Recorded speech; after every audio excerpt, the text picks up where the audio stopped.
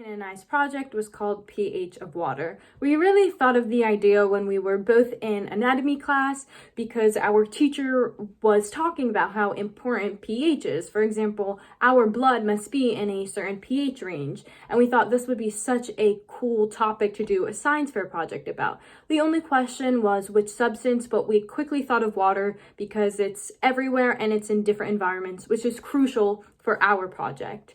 Something interesting we learned while researching was just that acidic or basic water can actually be harmful to consume because it's linked to diseases, and it's just something we never knew about.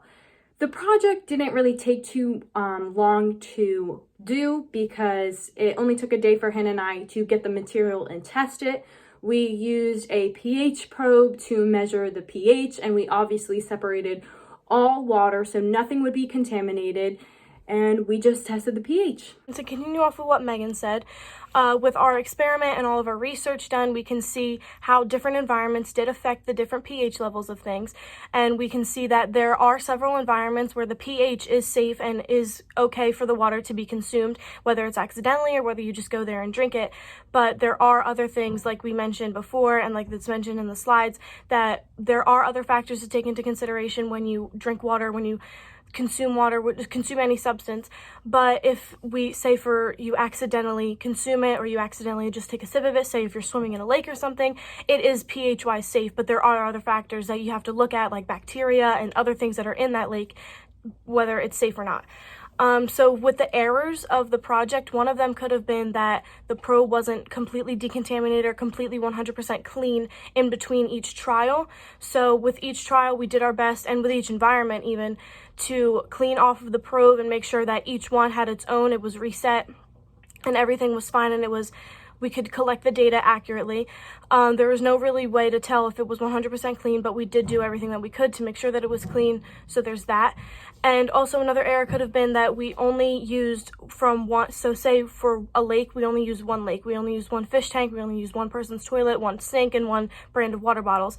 There are other options out there. We could have used another lake, another fish tank, etc., that could have given us more data and could have given us more explanations and stuff like that.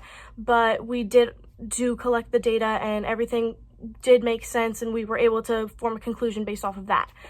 So for as far as the data that we had previously collected, we had researched and we had seen that the pH level for normal drinking water is from 6.5 to 8.5, and that is considered safe and healthy.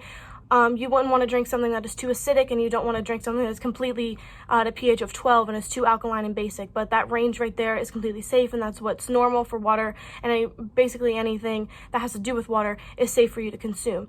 Now, again, there are other factors to take into consideration, but with just the water, that was that. And the distilled water, which was our control, was 6.79, so it was within that range. So we can compare that to all the results that we collected. Lastly, with the data that we collected and everything that we went through with the experiment, something that we can apply next and other questions that we can ask and study to continue this research and continue on with the project is how other factors may affect how healthy the water is compared to home water. Now, we know that the home water, like the sink, the toilet, and the water bottle, they were all within the same range, and some of them were more acidic than the ones from other environments. But again, there are other factors that come into play when you're thinking about how safe water is to drink, like bacteria, other organisms living in there, like the fish in the fish tank, or dirt and stuff like that in the lake. So we could look into what other factors affect how healthy or how safe water is to drink.